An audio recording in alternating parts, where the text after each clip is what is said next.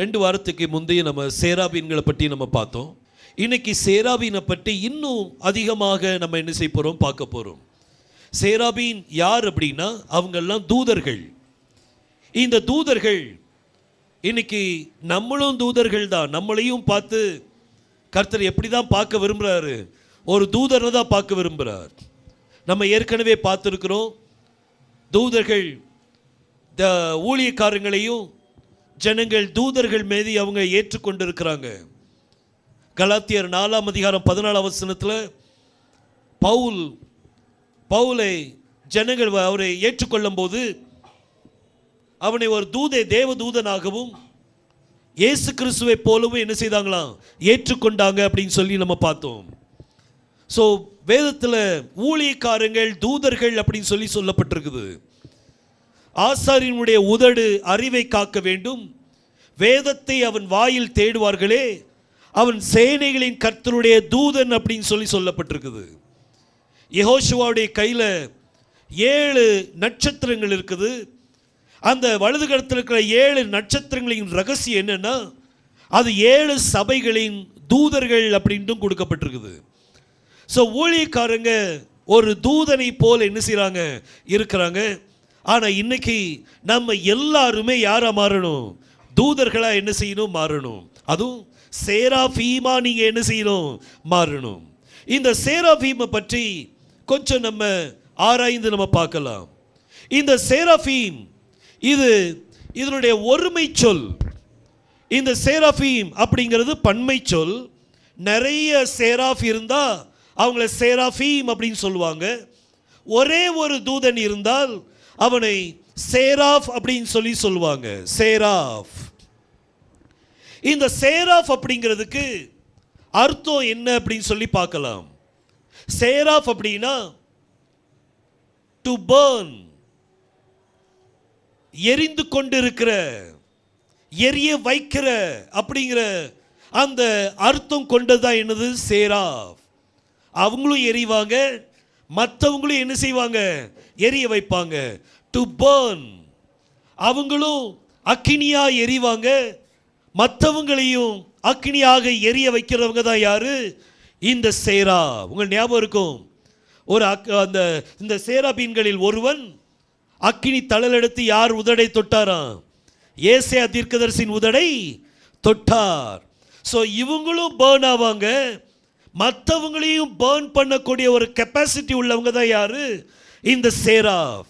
இந்த சேராஃப்க்கு இன்னொரு அர்த்தம் இருக்குது. அது என்ன அப்படின்னா, சேராஃப் அப்படிங்கிறதுக்கு சர்ப்பம் அப்படின்னு சொல்லி அர்த்தம்.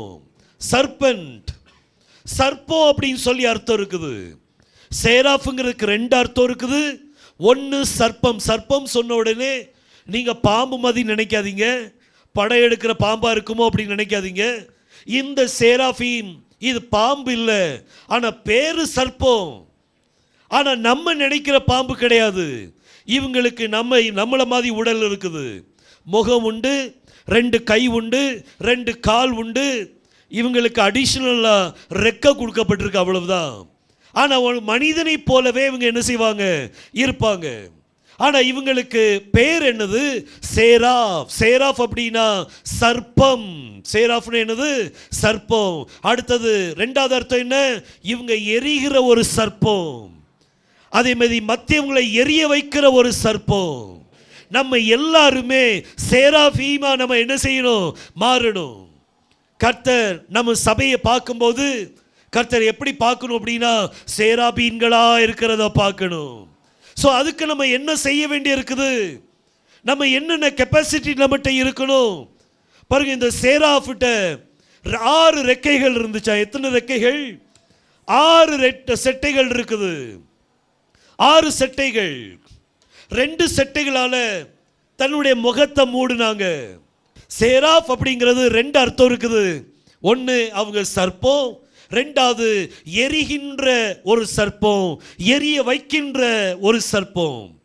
இதில் இந்த சேராபீன்கள் இவங்களுக்கு 6 ரெக்கைகள் இருக்குது, 6 செட்டைகள். அதில் 2 செட்டையினால அவங்க என்ன செய்தாங்களாம், முகத்தை மூடினார்கள். பாருங்க, திரும்ப வாசிக்கலாம். ஏசாயா 6ஆம் அதிகாரம் 2ஆம் வசனம் வாசிங்க. சேராபீன்கள் ஆ ஆ 6 சட்டைகள் இருந்தன. அவனவன் 2 சட்டைகளால் என்னத்தை மூடினாங்களா? தன்னுடைய முகத்தை என்ன செய்தார்கள்? மூடினார்கள். இவ்வளவு பரிசுத்தமான தூதர்கள் அவங்க. ஆனா கர்த்தருடைய சமூகத்தில் நிற்கும் போது பயபக்தியோடு நிற்கிறாங்க. தன்னுடைய முகத்தை மறைச்சுக்கிட்டாங்க, தன் முகத்தை காமிக்கல.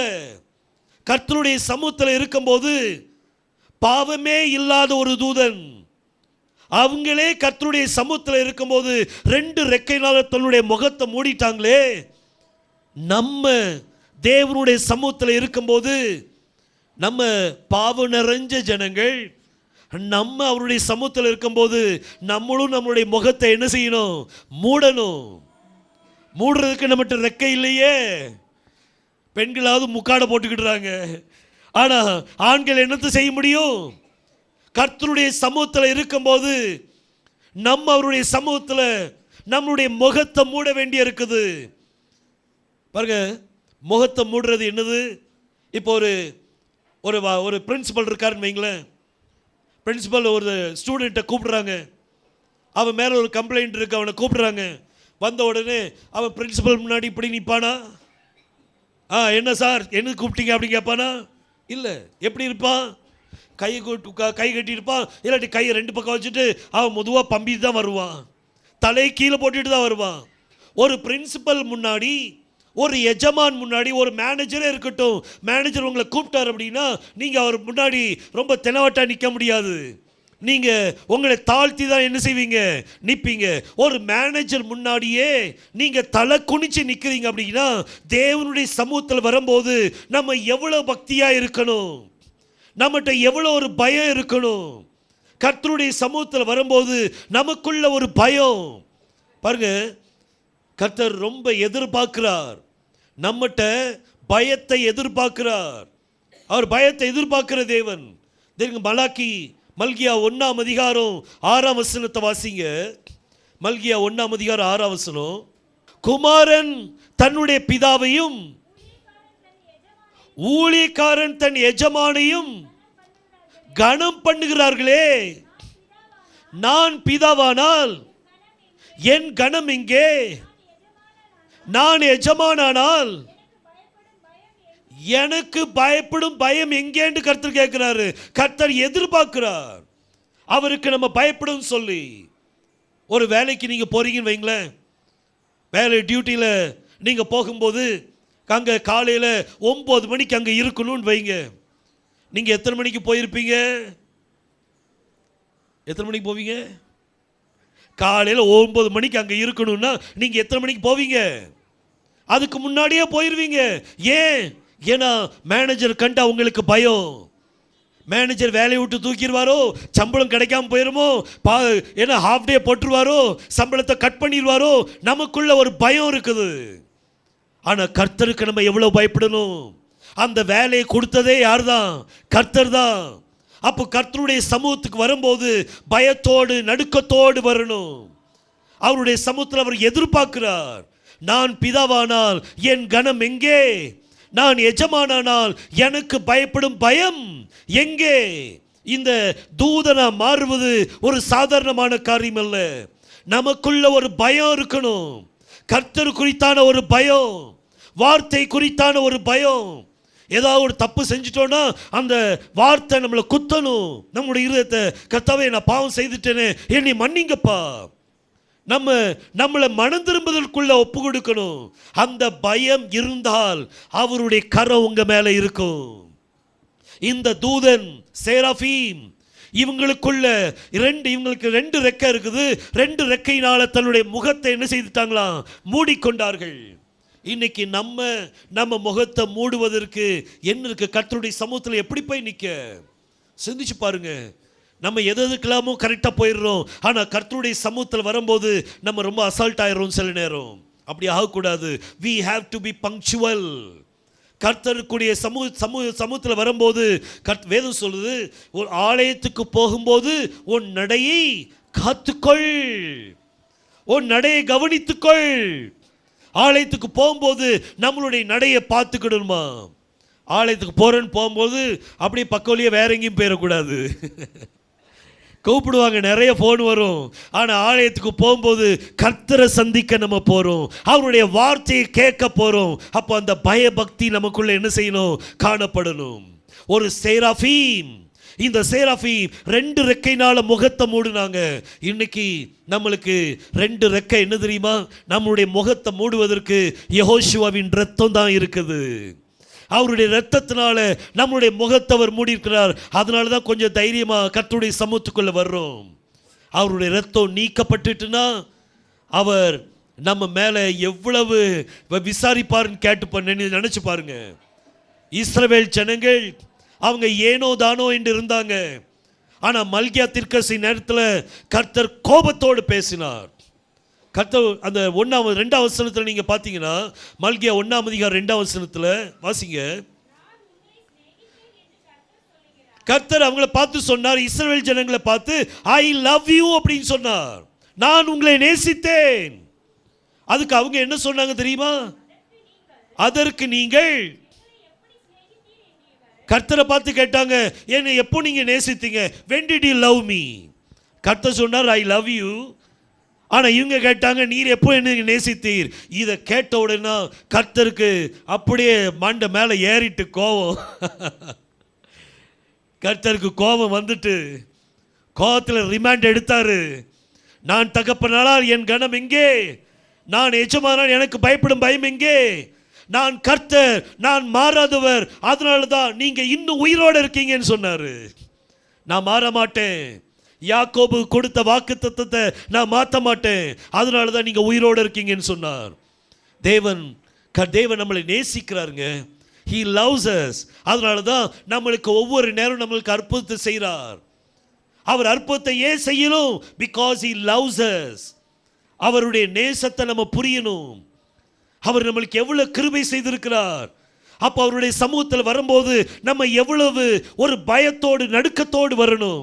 சேராஃபீம் 2 ரெக்கையினால, அவங்க தூதர்கள் தானே, அவங்க பரிசுத்தவான்கள் தானே, அவங்க முகத்தை மூட வேண்டிய அவசியம் இல்லையே. ஏன் மூடுனாங்க? ஒரு மரியாதை, அங்கே ஒரு பயத்தை, ஒரு பக்தியை காமிக்கிறாங்க. அவங்க கர்த்தருடைய சமூகத்தில் நிற்கும் போது முகத்தை மூடிக்கொண்டார்கள். இன்னைக்கு நம்ம எப்படி இருக்கிறோம் சிந்திச்சு பாருங்க. கர்த்தருடைய சமூகத்தில் ரொம்ப அஜாக்கிரதையாக இருக்கக்கூடாது. கர்த்தருடைய வருகையில் நம்ம போகணும். அவர் வந்துட்டு போன பிறகு நம்ம கர்த்தாவே நான் ரெடியாக இருக்கேன்னு சொன்னால் அது முடியாது. நம்ம அதுக்கு முன்னாடியே ரெடியாக இருக்கணும். ரெடியாக இருந்தோன்னா கர்த்தர் நிச்சயமாக ஆசீர்வதிப்பார். தேவனால் கூடாத காரியம் ஒன்றுமில்ல. 2 ரெக்கையினால இந்த தூதர்கள் தன்னுடைய முகத்தை மூடினார்களாம். இன்னைக்கு நீங்க சேராஃபீமா மாறணும்னா உங்களுக்குள்ள கர்த்தருக்கு பயப்படுற பயம் என்ன செய்யணும்? இருக்கணும். கர்த்தர் எதிர்பார்க்கிறார். 2வது காரியம் என்ன பாருங்க, வாசிங்க. ஏசாயா 6ஆம் அதிகாரம் 2ஆம் வசனம். சேராபீன்கள் அவருக்கு மேன்றாக நின்றார்கள், அவர்களில் ஒருவனுக்கும் 6 செட்டைகள் இருந்தன. தன் முகத்தை மூடி 2 செட்டைகளால் தன் கால்களை மூடினார்கள். 2 செட்டைகளால் என்ன செய்தார்களா? காலை மூடிட்டாங்க. எதுக்கு மூடணும்? காலை எதுக்கு மூடணும்? இன்னைக்கு நம்ம காலை மூடுறதுக்கு ஏதோ ரெக்க இருக்குதா? காலை மூடணுமே, என்ன மூட? எதை வச்சு மூடணும்? எதை குறிக்குது அந்த காலை மூடுறதுன்னு? எதை குறிக்குது? ஒரு மோசஸ் அப்படிதான் வந்தாரு. வந்து கர்த்தருடைய சமுத்திரம் வந்த உடனே கர்த்தர் சொன்னார், நீ நிற்கிற பூமி பரிசுத்தமானது, உன் காலில் இருக்க பாதரட்சியை கழற்றி போடுன்னு சொன்னார். காலில் இருக்க பாதரட்சியை என்ன செய்யணும்? கழட்டி போடணுமா? எதுக்கு? உங்களை தாழ்த்தணும். You have to humble yourself. நம்மளை தாழ்த்தணும். அது தாழ்மையை குறிக்குது. ஒரு சேராஃபீம் தன்னை தாழ்த்தினார்கள். 2 ரெக்கையினால தன்னுடைய கால்களை மூடினார்கள். 2 ரெக்கையினால முகத்தை மூடினாங்க, 2 ரெக்கையினால காலை மூடினாங்க. இன்னைக்கு நம்ம காலை மூடணும்னா நம்ம அதுக்கு அர்த்தம் என்ன? நமக்குள்ள தாழ்மை என்ன செய்யணும்? இருக்கணும். தாழ்மை இருக்கணும். பெருமை என்ன செஞ்சிடக்கூடாது? வந்துடக்கூடாது. நான் செஞ்சேன், நாங்கிற வார்த்தை வந்தால் அதுக்கு அர்த்தம் என்ன? பெருமை இருக்குன்னு சொல்லி அர்த்தம். இந்த நாங்கிற மனுஷன் சாகணும். நாங்கிற மனுஷன் என்ன செய்யணும்? சாகணும். நான் தான் இந்த காரியத்தை செஞ்சேன், நான் தான் வீடை கட்டுனேன், நான் தான் கல்யாணத்தை முடிச்சு வச்சேன், நான் தான் அவங்களுக்கு வேலை வாங்கி கொடுத்தேன், நான் தான் இது செஞ்சேன், நான் தான் அது செஞ்சேன், எல்லாத்தையும் நான் போட்டு பேசுவாங்க. அது சொன்னாலே அதுக்கு அர்த்தம் என்ன? பெருமை உச்ச கட்டத்தில் இருக்குன்னு சொல்லி அர்த்தம். பைபிள் சொல்லுது, பெருமை உள்ளவனுக்கு தேவன் எப்படி இருக்காரா? எதிர்த்து நிற்கிறார். தாழ்மை உள்ளவனுக்கோ கிருபை அளிக்கிறார். நமக்குள்ள தாழ்மை வேணும். இன்னைக்கு நம்ம மனவாட்டி அப்படின்னா நமக்குள்ள அந்த தாழ்மை வேணும். கர்த்தருடைய வருகையில் நம்ம எடுத்துக்கொள்ளப்படணும் அப்படின்னா நமக்குள்ள தேவ பயம் வேணும். நமக்குள்ள தாழ்மை நம்மகிட்ட என்ன செய்யணும்? காணப்படணும். 2 ரெக்கையினால தன்னுடைய கால்கள் என்ன செய்தார்களாம்? மூடிக்கொண்டார்கள். இன்னைக்கு இந்த 2 குணங்கள்ல ஏதாவது ஒரு குணம் இருக்குதா நம்மகிட்ட? 2மே என்ன செய்யணும்? இருக்கணும். 2மே வேணும். 2ல 1 கூட மிஸ் ஆகக்கூடாது. 2மே வேணும். இந்த 2 குணங்கள் ரொம்ப அற்புதமான ஒரு குணம். பெருமை இருக்கக்கூடாது, கோபம் இருக்கக்கூடாது. கோபம் வந்தாலே பெருமை வந்துடும், பொறாமை வந்தாலே பெருமை வந்துடும், மற்றவங்களை பறித்து எரிச்சல் வந்தாலே பெருமை என்ன செஞ்சிடும்? வந்துடும். இதெல்லாம் பெருமையில் வரக்கூடிய குணங்கள். பெருமையில் வரக்கூடிய குணங்கள் நமக்கு வேண்டாம். பெருமையே வேண்டாம். தாழ்மையா இருங்க. எது எப்படி எப்படி பேசணும் தெரியுமா? கர்த்தருடைய கிருபையினால அவங்களுக்கு வேலை கிடைச்சது, கர்த்தருடைய கிருபையினால இந்த கல்யாணம் முடிஞ்சது, கர்த்தருடைய கிருபையினால இந்த காரியம் நடந்தது அப்படின்னு சொல்லி கர்த்தரை முன்னாடி வைங்க. அப்போதான் அது என்னது? தாழ்மை. அது தாழ்மை குறிக்குது. யாராவது உங்களை கூப்பிட்டாங்கன்னா, பிரதர் கண்டிப்பாக எங்கள் வீட்டுக்கு வாங்க, கர்த்தருக்கு சித்தமானால் கண்டிப்பாக நான் வாரேன். என்ன செய்யணும்? கர்த்தருக்கு சித்தமானால் அதை முன்னாடி போடுங்க. சிலவங்க கிண்டல் பண்ணுவாங்க. நான் இப்படி பேசும்போதெல்லாம் என்கிட்ட கிண்டல் பண்ணியிருக்காங்க. கிண்டல் பண்ண உடனே என்ன நடந்துச்சுன்னு எனக்கு தெரியும். நான் அப்போ தான் கற்றுக்கிட்டு இருக்கிறேன். கர்த்தர்கிட்ட கேட்குறேன், கர்த்தாவே இந்த கர்த்தருக்கு சித்தமானால் இந்த வழிநடத்தல், லீடர்ஷிப், லீடிங், கர்த்தருடைய லீடிங் இல்லைன்னு சொல்லுவாங்க. இந்த லீடிங்னா என்ன கர்த்தாவே? எனக்கு புரிய மாட்டேங்குது. நாங்கள் எங்கள் மனசில் நினைக்கிறது லீடிங் சொல்கிறோமா, அல்லாட்டி நீர் எங்களை வழி நடத்துறது லீடிங் சொல்லணுமா? எப்படி புரிந்து கொள்வது அப்படின்ட்டு நான் கர்த்தர்கிட்ட கேட்கும்போது, அப்போ தான் ஒரு பிறகு பார்த்து சொன்னேன், கர்த்தர் சித்தமானால் உங்கள் வீட்டுக்கு வரேன்னு சொன்னோடனே அவங்க ரொம்ப கிண்டலாக சிரித்தாங்க. ஒரு பெரிய ஆக்சிடென்ட் நடந்துச்சு அவங்களுக்கு. நம்ம யார் சிரித்தாங்களோ சிரிக்கலையோ என்னவும் போய்பட்டோம். ஆனால் நீங்கள் முதல்ல கர்த்தரை முன்னாடி வைக்கணும். எந்த ஒரு ப்ரோக்ராம் பண்ணாலும் முதல்ல கர்த்தரை முன்னாடி வைங்க. என்ன ஒரு செயலை செய்தாலும் முதல்ல கர்த்தரை முன்னாடி வைங்க. ஏன் தெரியுமா? அது நீங்க அவருக்கு கொடுக்கிற மரியாதையை குறிக்குது, அவருக்கு பயப்படுற பயத்தை குறிக்குது. உங்களை தாழ்த்துறீங்க, அவரை உயர்த்துறீங்க. ஹல்லேலூயா. அதனால தான் யோவான் சாணன் சொன்னா, நான் அவர் பெருகவும் நான் சிறுகவும். நம்ம சிறுக தான் செய்யணும், அவர் என்ன செய்யணும்? பெருகணும். இந்த சேராஃபீம்னா அர்த்தம் என்னது? சர்ப்பம். சேராஃபீம்னா என்னது? சர்ப்பம். ஆனால் நம்ம நினைக்கிற பாம்பு இல்லை, நம்மளை மாதிரி ஒரு ஆள் தான். ஆனால் 6 ரெக்கை கொடுக்கப்பட்டிருக்கு, அவ்வளவுதான். இந்த சேராஃபீம் இவங்க சர்ப்பம். இதுவும் எப்படிப்பட்ட சர்ப்பமா? எரிகின்ற ஒரு சர்ப்பம். எரிகின்ற சர்ப்பம் மற்றவங்களையும் எரிக்கிற ஒரு சர்ப்பம். அது மற்றவங்களையும் அக்கினியா மாற்ற ஒரு சர்ப்பம் இது. இன்னைக்கு நீங்க சேராஃபீனா மாத்திட்டீங்கன்னா நீங்க அக்கினியா இருப்பீங்க, கர்த்தருக்குள்ள அக்கினியா இருப்பீங்க. நீங்க மட்டுமல்ல, உங்க கூட இருக்கிறவங்க எல்லாரும் அக்கினியா மாறுவாங்க. மற்றவங்களை நீங்க அக்கினியாக மாற்றுவீங்க. நீங்களும் அக்கினியா இருப்பீங்க, மற்றவங்களையும் அக்கினியா மாற்றுவீங்க. அதுக்கு நீங்க என்ன செய்யணும்? முதல்ல 2 ரெக்கையினால முகத்தை மூடுங்க, 2 ரெக்கையினால உங்க கால்களை மூடுங்க. ஏன்னா நீங்க சேராஃபீமா மாறணும். கர்த்தருக்கு பயப்படுற பயம், அடுத்தது தாழ்மை. இந்த 2 காரியம் இருக்கணும். 3வது காரியம் என்னன்னு பார்க்கலாம். பாருங்க, வாசிங்க 2ஆம் வசனம். ஏசாயா 6ஆம் அதிகாரம் 2ஆம் வசனம் வாசிங்க. சேராபீன்கள் அவருக்கு மேலாக நின்றார்கள், அவர்களில் ஒவ்வொருவனுக்கும் அவ்வாறு 6 செட்டைகள் இருந்தன. 2 சட்டைகளால் முகத்தை மூடி, 2 சட்டைகளால் கால்களை மூடி, அப்போதான் நீங்க பறக்க முடியும். அப்போதான் நீங்க என்ன செய்ய முடியும்? பறக்க முடியும். எத்தனை பேர் பறக்க ஆசை? இவர் என்ன சொல்றாருன்னு புரிய மாட்டேங்க. கர்த்தர் வரும்போது நம்ம அவருக்குள்ள போகணுமா வேண்டாமா? பறக்கணுமா பறக்க கூடாதா?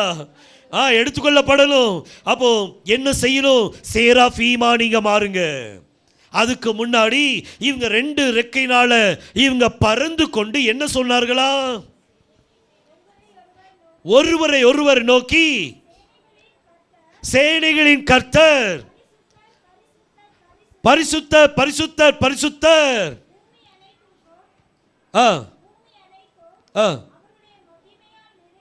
அவருடைய மகிமையால் நிறைந்திருக்கின்றார். பாருங்க, பைபிள் சொல்லுது, இவங்க ஒருவரை நோக்கி அவங்க துதித்து கொண்டிருந்தார்களா, சாட்சி சொல்லிக் கொண்டிருந்தார்கள். they were giving testimony about God. தேவனை குறித்து ஒரு சாட்சி. அவர் எப்படிப்பட்டவர்? அவர் பரிசுத்தர் பரிசுத்தர் பரிசுத்தர், சேனைகளின் கர்த்தர் பரிசுத்தர் பரிசுத்தர் பரிசுத்தர் என்று அவங்க சொல்லிக்கொண்டே இருந்தார்களா, துதித்து கொண்டே என்ன செய்தார்கள்? இருந்தார்கள். சேராபீன்கள் யாரு? துதிக்கிற ஒரு தூதர்கள். எப்பவும் துதிச்சுக்கிட்டே இருக்கிறாங்க, எப்பவும் துதிச்சுக்கிட்டே இருப்பாங்க. அவங்க தான் சேராபீன்கள். இன்னைக்கு நம்மளுடைய வாழ்க்கையில் நம்ம எவ்வளவு துதிக்கிறோம் கர்த்தரை?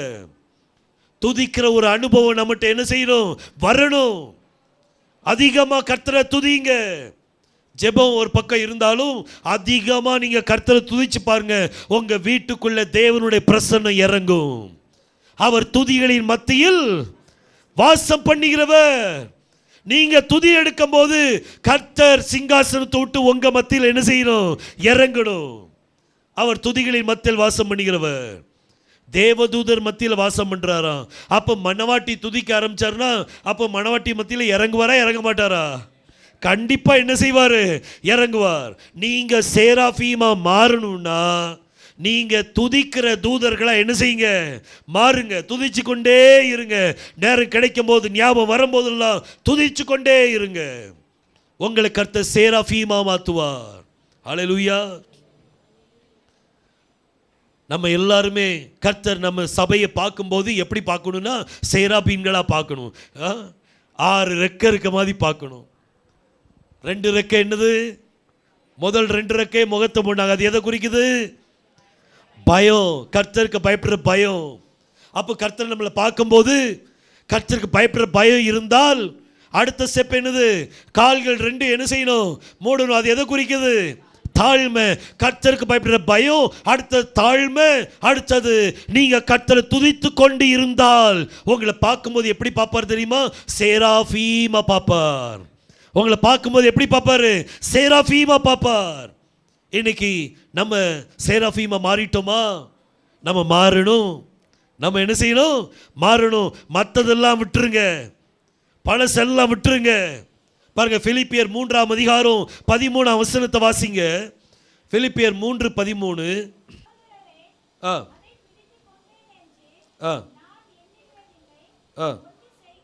ஒன்று செய்கிறேன், பின்னானவைகளை என்ன செய்யணுமா? மறந்து முன்னானவைகளை நாடி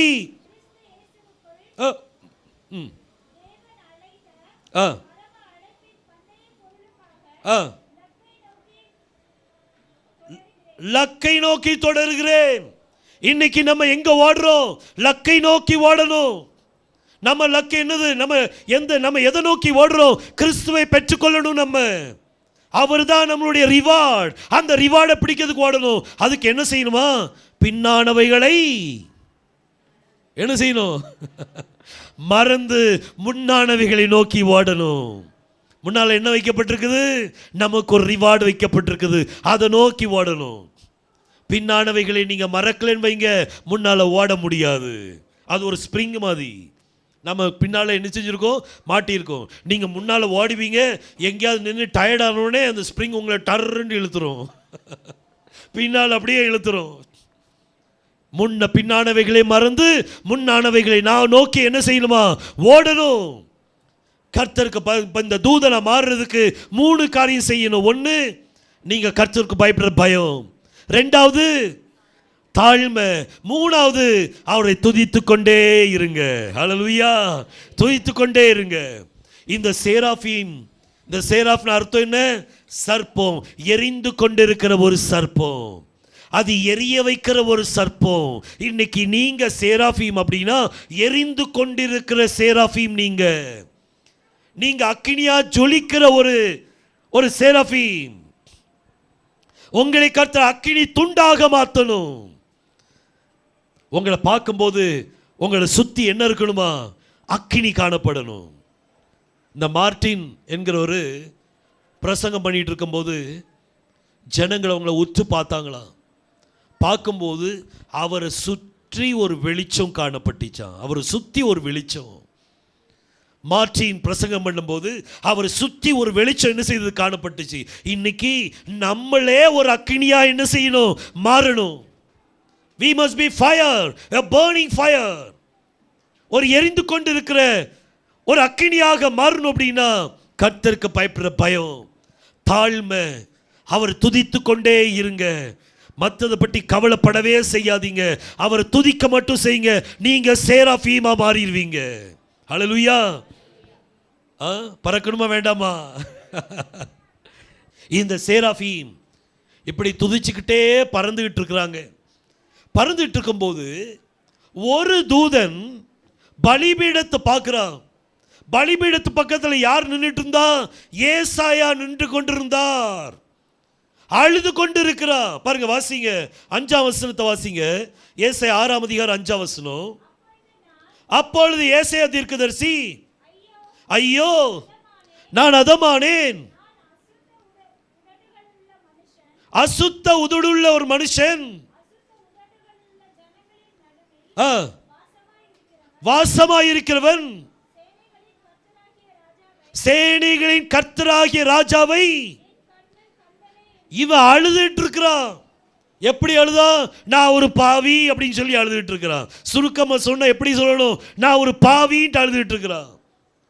இவன் அந்த அந்த தரிசனத்தை பார்க்கும்போது இவன் தீர்க்கதரிசி இல்ல, இவன் அசுத்த உதடுள்ள ஜனங்கள் மத்தியில் வாசம் பண்ணுகிறவன், அசுத்த உதடுள்ள ஒரு மனுஷன், ஒரு பாவியான மனுஷனா இருந்தான். இவன் கதறி அழுதுற பார்த்த உடனே இந்த சேராஃபீன்களில் ஒருவன் பலிபீடத்திலிருந்து ஒரு அக்கினி தள்ளை எடுத்து அவன் உதடை தொட்டார்.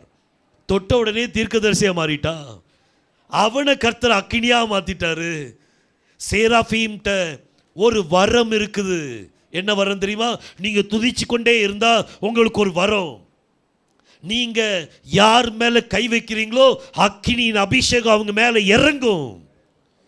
அவங்களுக்கு வரங்களை நீங்க கொடுக்கலாம். பரிசுத்தாவின் அபிஷேகத்தை அவங்க பெற்றுக்கொள்ள நீங்க உங்க கரத்தை நீட்டலாம். கர்த்தர் அபிஷேகத்தை நிரப்புவார். அதுக்கு நம்ம என்னதான் மாறணும்? சேராஃபீமா மாறணும். இன்னைக்கு கர்த்தர் நம்மளை பார்த்து சேராஃப்னு சொல்வாரா? எரிந்து கொண்டிருக்கிற சர்ப்பம் சொல்வாரா? சேராஃபீம் சொல்வாரா? நம்ம இன்னைக்கு அவதான் மாறணும். கர்த்தர்ட்ட கேட்கக்கூடியது, கர்த்தாவே என்ன சேராபீமா மாறுங்க, என்ன அந்த தூதனாக மாற்றித்தாங்க. அந்த தூதனா மாறுறதுக்கு என்ன செய்யணும்? முதல் காரியம் கர்த்தருக்கு பயப்படுற பயம். 2வது காரியம் தாழ்மை. 3வது துதித்து கொண்டே இருக்கணும். ஹல்லேலூயா. நல்லா துதிங்க. உங்க வாழ்க்கை கண்டிப்பா மாறும். ஆசீர்வாதம் கொட்டுன்னு கொட்டும். ஆசீர்வாதம் வேணுமா வேண்டாமா? ஆசீர்வாதத்தை கர்த்தர் நம்மளுக்கு நிறைய கொடுப்பாரு. நீங்க துதிக்க மட்டும் செய்யுங்க. பணம்லாம் ஒரு மேட்டரே கிடையாது அவருக்கு. பணம்லாம் உங்க காலடியில் போடுவார். கர்த்தர் பெரிய காரியங்களை செய்கிற தேவன். துதிக்க மட்டும் செய்யுங்க. எனக்கு தெரிஞ்ச ஒரு பிரதர் திருநெல்வேலியில் நம்பர் 1 பில்டரில் அவர் ஒருத்தர். காலையில் எந்திரிச்ச உடனே அவர் வேலைக்கு போகிறதுக்கு முன்னாடி காலையில் எந்திரிச்ச உடனே ஹஸ்பண்ட் அண்ட் ஒய்ஃப் 2 பேரும் சேர்ந்து அவங்க ஜெபிப்பாங்க. இன்னைக்கு அவங்க நம்பர் 1 பில்டராக இருக்கிறாங்க. எப்படி நடக்குது? முதல்ல கர்த்தருக்கு முதலிடம். முதல்ல அவருக்கு நம்ம நேரத்தை ஒதுக்கணும். அந்த நேரத்தை ஒதுக்கும் போது கர்த்தர் நம்மளை ஆசீர்வதிக்கிற தேவன். இங்கே கோப்பர் கிணறுல டிப்டி கமிஷனர், நான் ஒரு அவர் போய் சந்திக்க போகிறேன். அவருக்கு நான் ஹீப்ரூ கிளாஸ் நடத்திட்டு இருந்தேன். அவர் வீட்டில் போய் நடத்த போயிருந்தேன். அப்போ அவர் சொல்கிறாரு, எனக்கு நேரமே கிடையாது பிரதர். நான் ஆஃபீஸில் போய் உட்காந்துன்னா ஃபோன் வரும், யாராவது வருவாங்க, என்னதாவது பேசி. நான் போய் பார்த்தேன் அவங்க ஆஃபீஸில் போய், ஏதாவது ஒரு காரியம் யாராவது ஒருத்தர் வந்துகிட்டே இருப்பாங்க, பேசிக்கிட்டே இருப்பார். நேரமே கிடையாது அவருக்கு. ஆனால் அவங்க என்ன செய்வாங்க தெரியுமா? காலையில் 5 மணிக்கு எழுந்திரிச்சு ஹஸ்பண்ட் அண்ட் ஒய்ஃப் 2 பேரும் ஜோம் பண்ணிட்டு தான் மற்ற காரியத்தை செய்வாங்களாம். கர்த்தர் அவங்கள உயர்த்தினாரா? உயர்த்தலையா? உயர்த்திருக்கிறா. ஏன்? கர்த்தருக்கு பயப்படுற பயம், அவங்களுக்கு தாழ்மை இருக்குது. துதிக்கிற ஜனங்கள், கர்த்தரை துதிக்கிற ஜனங்கள். காலை தேடுகிறவன் என்னை கண்டடைவார். அந்த எண்ணெய் சொன்னாரே, அந்த எண்ணெய்னா யாரு? யாரை கண்டடைவோம்? கர்த்தரை கண்டடைவோம். அவர் யாரு? அவர்தான் ஞானி. அவர்தான் என்னது? ஞானம். அவர்தான் ஞானம். ஞானத்தை கண்டடைவீர்கள். காலையில் தேடுனீங்க அப்படின்னா அந்த ஞானத்தை கர்த்தர் கொடுப்பார். பிஸ்னஸ் எப்படி செய்யணும், வேலை எப்படி செய்யணும், உங்களுடைய ஒர்க்கை நீங்கள் எப்படி ஃபினிஷ் பண்ணணும், எல்லாத்தையும் அவர் ஞானத்தை கொடுப்பார். நம்ம ஒன்றுமே இல்லைங்க. நம்ம ஏதாவது ஒன்று செய்ய முடியுமா? நம்ம ஒன்றுமே கிடையாது. உங்களை தாழ்த்திருங்க, துதிக்க மட்டும் செய்யுங்க அவரை. கர்த்தர் உங்களை சேராஃபீமா என்ன செய்வார்? மாற்றுவார். ஹல்லேலூயா. என்ன டயர்ட் ஆயிட்டீங்களா? நான் தான் டயர்ட் ஆகணும். ஸோ நம்மள யாரு? சந்தோஷமா இருக்கட்டுமே. நம்மள யாரு? சேராஃபீம். ஹல்லேலூயா. கர்த்தருக்கு பயப்படுற பயம் நம்மகிட்ட இருக்கணும், தாழ்மை நம்மகிட்ட இருக்கணும். அவர் தான் நம்மளை ஆசீர்வதிப்பார். அவர் தான் எல்லாமே செய்ய முடியும். நம்ம ஒன்றுமே செய்ய முடியாது. நம்ம ஒன்றுமே செய்ய முடியாது. என்னுடைய வாழ்க்கையில் நான் அனுபவிச்சிருக்கிறேன். அவருக்கு பயப்படுற பயத்தை நான் பார்க்கும்போது கர்த்தரை ஆசீர்வதிக்க ஆரம்பிச்சிட்டாரு. உங்கள் வாழ்க்கையும் கர்த்தர் ஆசீர்வதிப்பார். கொஞ்சம் நம்முடைய வேலை, நம்ம வேலை தானே, பிற கூட செஞ்சுக்கிடலாம். கர்த்தருடைய காரியத்தில் முதல்ல செஞ்சு பாருங்க, உங்களுக்கு நிறைய நேரம் கிடைக்கும். நிறைய நேரம் கிடைக்கும். பெண்கள் காலையில் 5 மணிக்கு நீங்கள் எந்திரிச்சு ஜெபம் பண்ண ஆரம்பிச்சிட்டீங்கன்னு வைங்க, உங்கள் வேலையெல்லாம் 6 மணி 7 மணிக்குள்ளே எல்லாம் முடிச்சுட்டு திரும்ப நீங்கள் ஒரு தூக்கம் போட்டுடலாம். நேரம், ஆம்பிள் ஆஃப் டைம் உங்களுக்கு கிடைக்கும். நிறைய நேரத்தை கர்த்தர் கொடுப்பார் உங்களுக்கு. கர்த்தருக்காக ஏதாவது செய்யணும். நம்ம சேராஃபீமா மாற வேண்டி இருக்குது. நம்ம அவருடைய சமூகத்தில் போகிறதுக்கு அவரை துதித்து கொண்டே இருங்க. என்ன செய்யணும்? துதிக்கணும். எப்படி துதிப்பீங்க? பாட்டு பாடி துதிக்கலாம். வேற நாமங்களை சொல்லி என்ன செய்யுங்க? துதிங்க. வேற அவர் செய்த அதிசயங்களை செஞ்சு துதிங்க. இன்னொரு விதமாக துதிக்கிறது எப்படின்னா, ஹல்லேலூயா சொன்னாலே போதும். ஹல்லேலூயான்னு அர்த்தம் என்ன? யெகோவா தேவனுக்கு ஸ்தோத்திரம். அந்த ஹல்லேலூயா சொன்னாலே போதும். நீங்கள் அந்த ஹல்லேலூயா சொன்னாலே போதும். நீங்கள் அவரை துதிச்சு கொண்டு இருக்கிறீங்க. தேவனுடைய பிரசன்னம் உங்கள் வீட்டுக்குள்ளே இறங்கும், உங்கள் கடையில் இறங்கும், உங்கள் பிஸ்னஸில் இறங்கும். ஏன் பிஸ்னஸ் ஓடாமல் இருக்குது? ஏன்னா நம்ம துதிக்கலை. கர்த்தருக்கு முதலிடம் கொடுத்தோம் அப்படின்னா அவர் நம்மளுடைய பிஸ்னஸை என்ன செய்வார்? ஆசீர்வதிப்பார். அவர் ஆசீர்வதிப்பார். துதிக்க மட்டும் செய்யுங்க. காலையில் எழுந்திரிச்ச உடனே வேற எதுவும் செய்ய வேண்டாம், அவர் துதிக்க மட்டும் செய்யுங்க. பாட்டு பாடுங்க, நல்லா பாட்டு பாடுங்க. கர்த்தர் பெரிய காரியங்களை செய்வார்.